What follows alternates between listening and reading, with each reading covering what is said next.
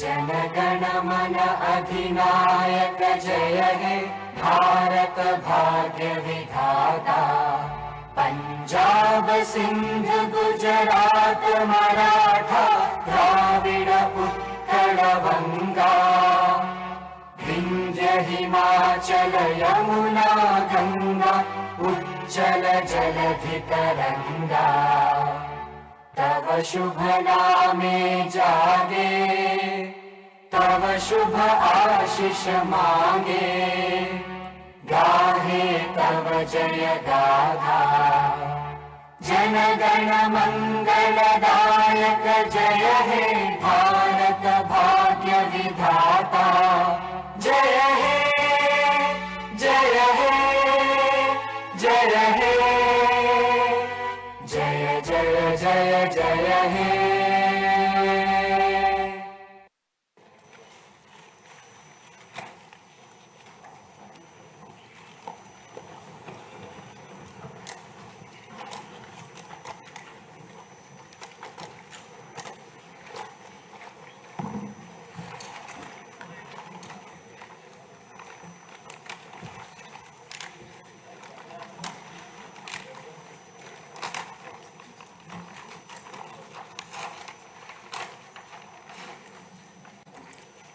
Honorable Chairman, Andhra Pradesh State Legislative Council,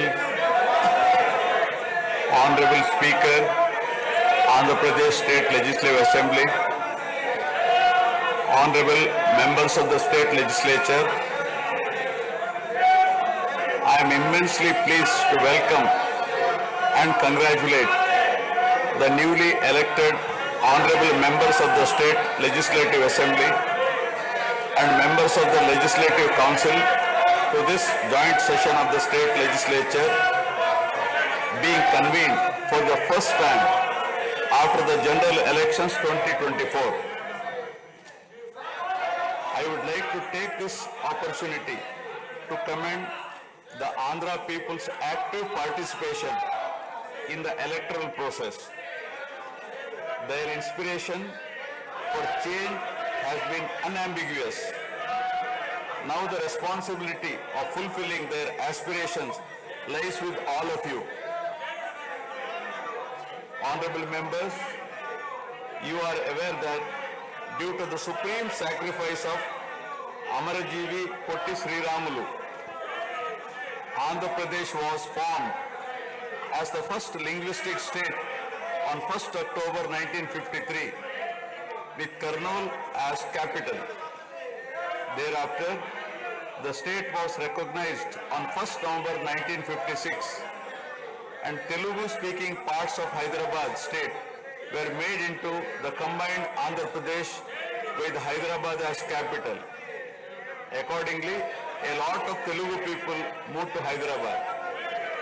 Again, in June 2014, the people of Andhra Pradesh were forced to undergo another reorganization of their state, the most damaging experience of all.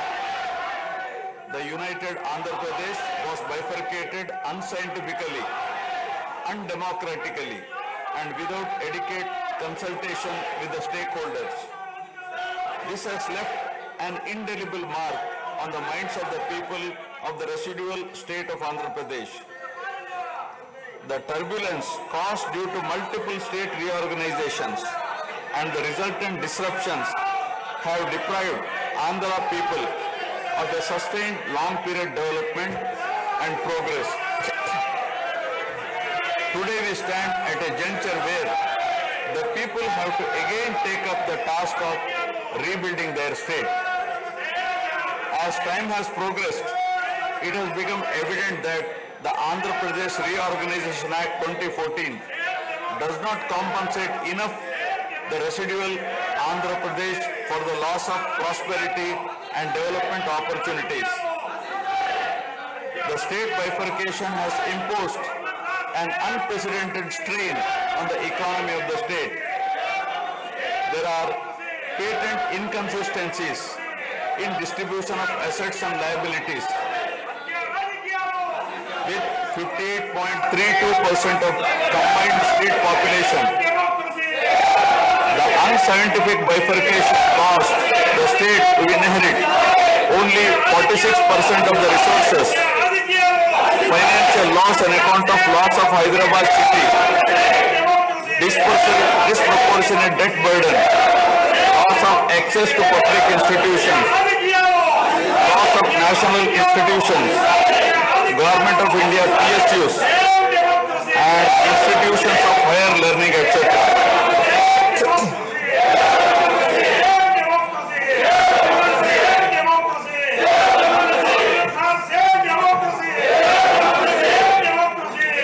One can see that scientific criteria for apportionment were not adopted, while the residual state inherited huge revenue deficit.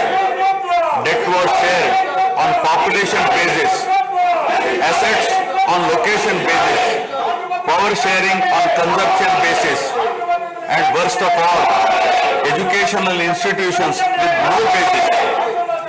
All these factors led to the structural change in economy with reduction of service sectors from 51% to 44%.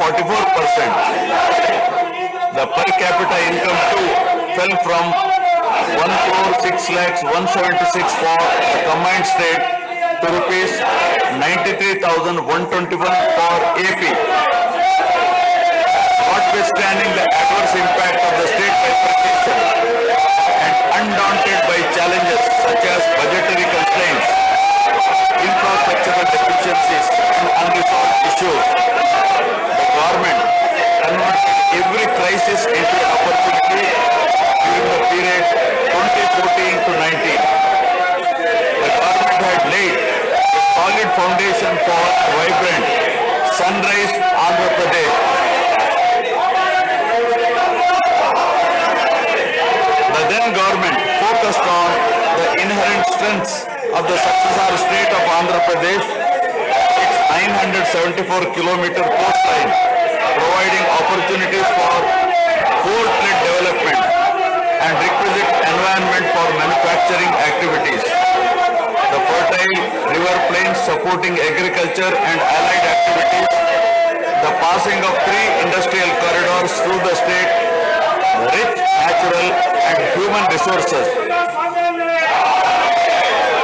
A reflection on the state's performance during the 5-year period of 2014 to 19 gives a clear picture of the balancing act between development and welfare.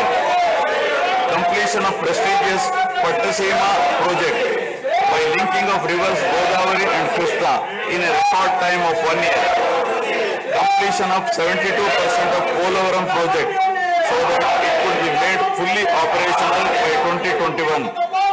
Prioritization of other irrigation projects, drought proofing measures, real-time governance, development of Amaravati region through land pooling, construction of new secretariat and legislature building are a few examples worthy of mention. All the milestones achieved during 2014 to 19 were possible because of the visionary leadership of Sri Nara Chandrababu Naidu, the Honorable Chief Minister of Andhra Pradesh. In this regime, the state attracted marquee FDIs like Kia Motors, emerging as #1 state continuously in ease of doing business rankings. Under his able leadership, the state attracted several investments in various sectors. The government initiated development of Kakinada SEZ port, Bhavanapadu and Ramayapatnam ports, expanded airports and increased the state road network.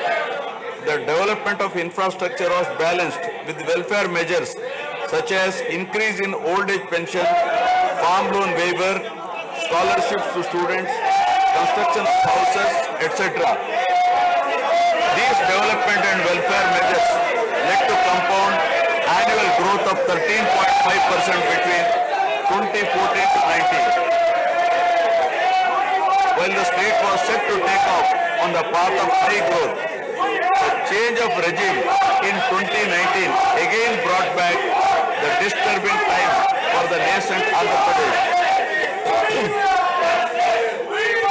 The state that already bore front of bifurcation in 2014 was rather unfortunate to have witnessed yet another bigger debacle in the form of inept governance, where the people were threatened and officers demoralized.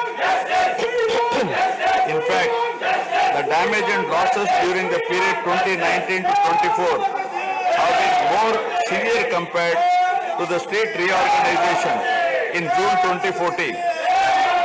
The government that assumed charge in 2019 started a destructive note with demolition of Praja Vedike that continued unabated till the end of the regime 2024. During this regime, democracy was at peril. People were in a state of fear and hardly enjoyed any freedom of living.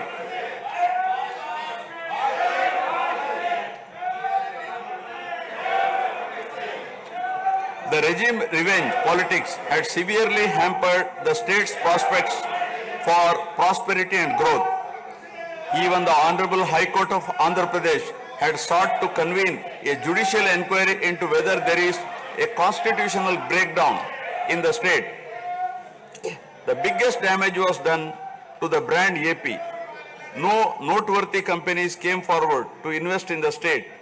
The corrupt practices at all levels, coupled with weaponization of instruments of governance across revenue earning departments for personal gains, sabotaging of checks and balances, made several state institutions and private companies defunct and forced the existing enthusiastic investors and entrepreneurs to move out of Andhra Pradesh to other states. The uncertain environment which rocked the confidence of the people in general and investors in particular started showing impact on the state finances, leaving them in a mess. Fiscal prudence was abandoned. Expenditure was beyond means in spite of limited revenue growth, and debt and liabilities rose sharply. Financial management is manifested by diversion of funds, higher taxation despite high inflation, increase in power sector liabilities, neglect of capital expenditure, which eventually resulted in slowing down of the economy. The enormous gap in resources was sought to be met repeatedly by borrowings through corporations and forcing them to spend on government expenditure, and in the process weakening the corporations.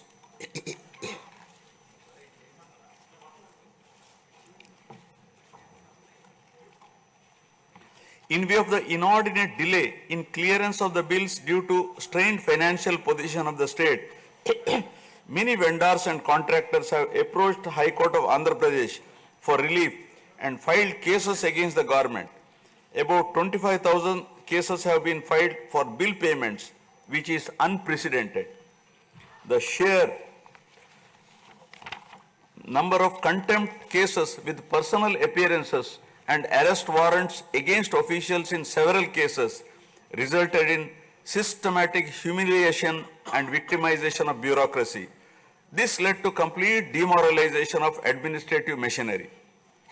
The capital expenditure reduced by 60% in 2019-24 compared to 2014-19. Departments such as water resources and transport, roads and buildings, which undertake substantial capital works, were left critically short of funds to carry out any works. The capital expenditure on water resources has reduced by 56%, and that on roads and buildings by an alarming 85% during this period. The compound annual growth rate of states' own tax revenue slipped from 12.8% to 8.1% during this period. On the other hand, the revenue expenditure increased from 7.8% to 10.5%, whereas the capital expenditure growth declined steeply from 26.4% to 3.4%.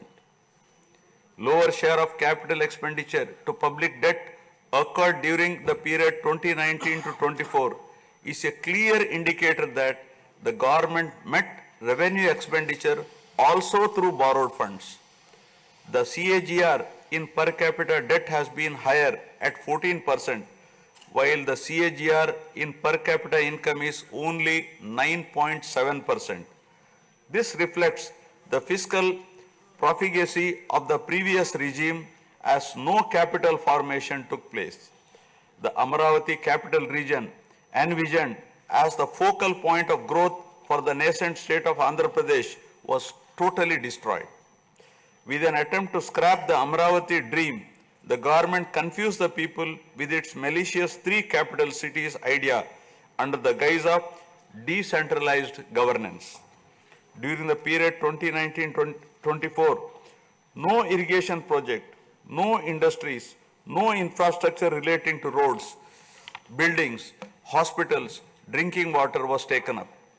Cancellation of MOUs in energy sector and other infrastructure projects further demonstrated the negative attitude of the government. Such disastrous decisions, unmindful of consequences, have led to unrest among the youth and job aspirants. Prevalence of uncertain environment has eventually led the youth towards addiction of illegal substances, causing a drug menace. The mental unrest and agony were not limited to the geographical boundaries of the state. The Telugu speaking people all around the world were upset and demoralized by the uninspiring deeds of the government. They anxiously and desperately waited for a change in governance that would take them forward in the 21st century. The progressive public policies of the AP government during 1996 to 2004 have today led to empowerment of Telugu people globally, enabling them to be amongst the highest earning Indian diaspora. The condemnation of demolition approach of the previous government by the people of the state, NRIs and other supporters, culminated in a change in government. A huge and historic mandate has been given to the NDA, hitting an unprecedented 93% strike rate, thus reaffirming faith in democracy.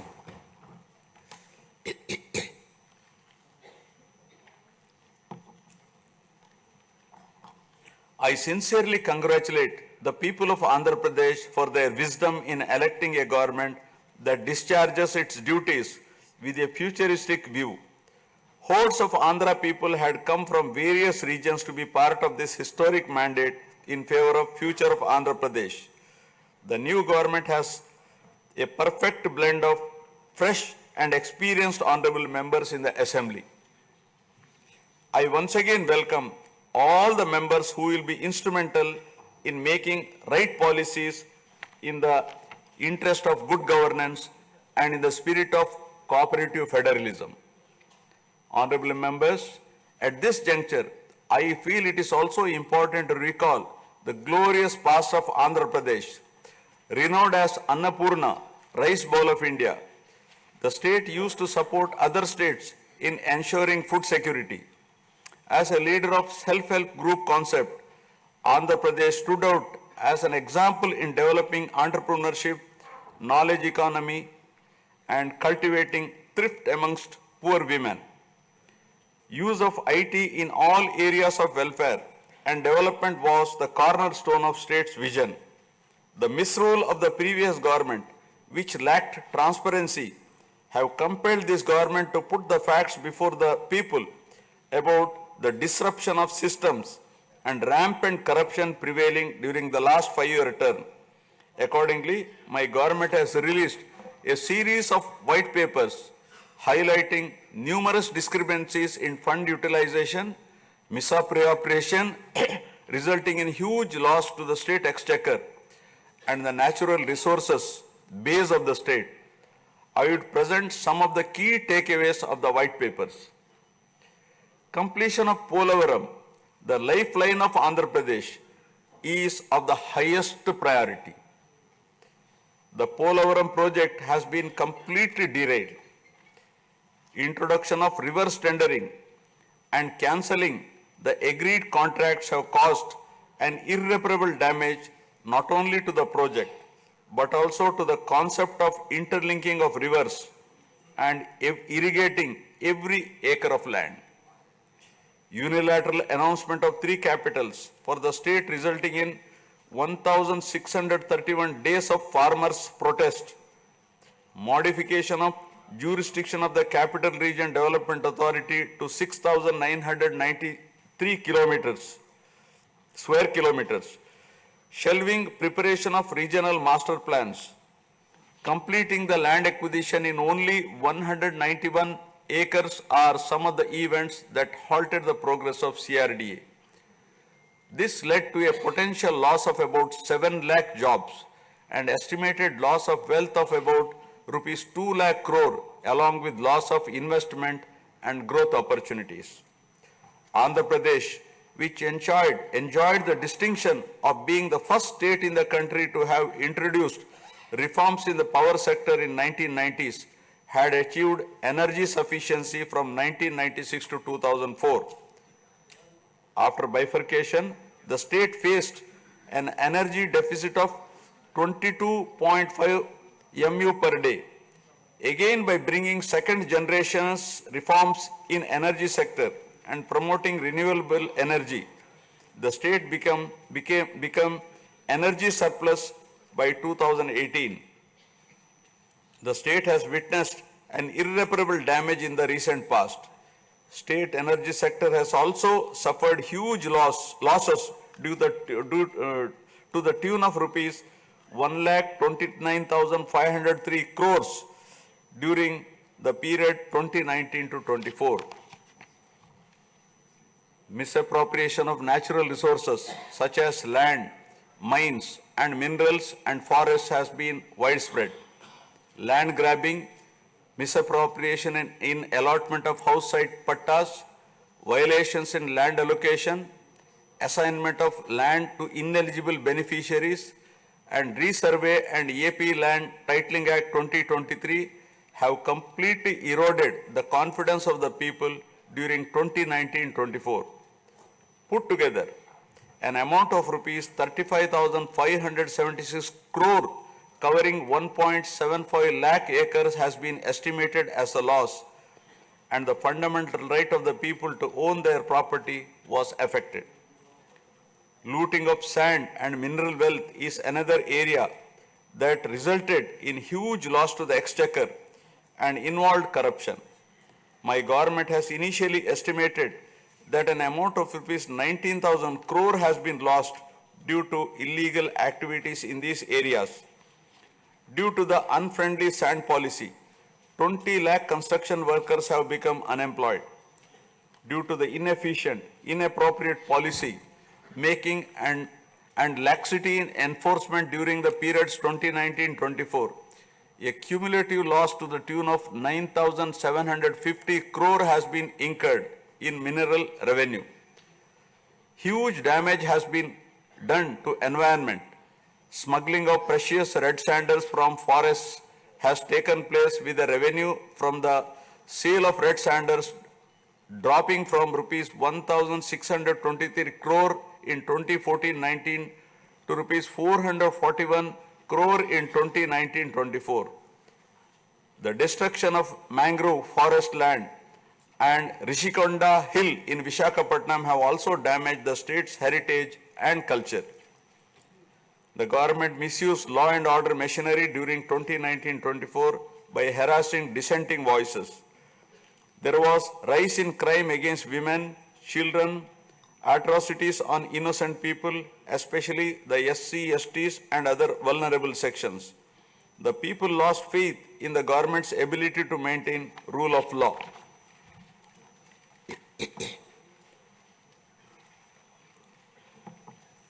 The previous government also made a mockery of the excise revenue streams of the state. The VAT on excise was reduced and diverted to AP State Beverages Corporation as a special margin which otherwise would have come to the government as revenue.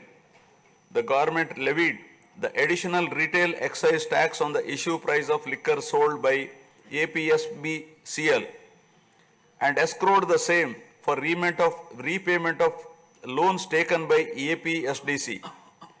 While the APSBCL started supplying low quality liquor and introduced unknown brands at significantly higher rates. There was increase in black money due to smuggling of IMFL across the border districts. These policy practices have caused irreparable damage to the excise revenue streams of the state. As a result, it has become difficult for the new government to meet even the essential committed expenditure with the reduced revenue of the state. The overall debt has more than doubled in last 5 years, with huge outstanding payments of salaries and pensions, debt repayment for the debt burden of about 10 lakh crore, payments for the power sector dues, civil supplies and other liabilities has become challenging. Putting the governance back on track is truly a Herculean task. My government has already started fulfilling the pre-poll promises and announced that steadfast commitment to Super 6 promises. My government has launched its trademark people-centric governance soon after assuming office with a series of measures such as announcing a mega DSC for filling up 16,347 teacher vacancies, abolishing the Land Titling Act, enhancing social security pensions to rupees 4,000, organizing a skill census, and reopening the Anna canteens to provide food for the poor at a very nominal rate of rupees 5 and supply of free sand. My government will initiate other important measures also. I am sure my government under the able and proven leadership of Shri N. Chandrababu Naidu Garu, the Honorable Chief Minister of Andhra Pradesh, and Shri Pawan Kalyan Garu, Honorable Deputy Chief Minister, with complete support of Shri Narendra Modi Garu, Honorable Prime Minister of India, will make all-out efforts in fulfilling the aspirations of the people for developing the state. Initiating the process, the Honorable Chief Minister visited New Delhi to meet the Honorable Prime Minister and other union ministers concerned and apprise them of the grim financial situation. During the visit, special requests have also been made for hand-holding by the center and extending liberal support to the state. I appeal to the people of the state to understand the current alarming financial situation and cooperate with the government in rebuilding the state. The massive destruction which resulted in huge loss of natural resource base and human value system really makes the reconstruction process difficult and time-taking one. To assess the complete loss, plan for resource mobilization and development is a cumbersome task. It requires collective thinking, extensive discussions with intelligentsia and academicians to explore ways to overcome the current crisis. It also involves finding ways to restart the entire development ecosystem through short, medium and long-term plans in the light of the new development paradigm of Viksit Bharat at 2047. The extent of real damage done to Andhra Pradesh in the last 5 years had not come in public discourse thus far. The misgovernance from 2019 to 24 created a trust deficit with regulatory authorities and damaged the brand of AP amongst investors. The people now given a strong mandate to the NDA to rebuild the brand AP and regain the trust. Honorable members, usually winning elections and assuming responsibility is a happy event. But now we are meeting in different and difficult circumstances. Perhaps for the first time in the country, the members are not in a position to rejoice and have the means to meet people's aspirations immediately. Keeping this in view, my government is proposing to go for budget after meaningful deliberations. With several issues relating to state bifurcation remaining unresolved, my government has taken initiative and visited New Delhi to meet the concerned in union government, including Honorable Prime Minister and also Telangana government, with an intent to quickly find amicable solutions. the resolve shown by the 5 crore people of the state to reinstate democracy and elect people-friendly government with an unprecedented mandate is required to be appreciated yet again at this hour of crisis to help the state to rediscover its past glory. I would like to conclude my speech with the inspiring words of Swami Vivekananda. I quote, "We are responsible for what we are, and whatever we wish ourselves to be, we have the power to make ourselves. If what we are now has been the result of our own past actions, it certainly follows that whatever we wish to be in future can be produced by our present actions. So we have to know how to act." Jai Hind. जनगण मन अधिनायक जय हे भारत भाग्य विधाता पंजाब सिंध गुजरात मराठा द्राविड उत्कल बंगा विंध्य हिमाचल यमुना गंगा उज्जल जलधि तरंगा तव शुभ नामे जागे तव शुभ आशीष मांगे गाहे तव जय गाथा जनगण मंगलदायक जय हे भारत भाग्य विधाता जय हे जय हे जय हे जय जय जय जय हे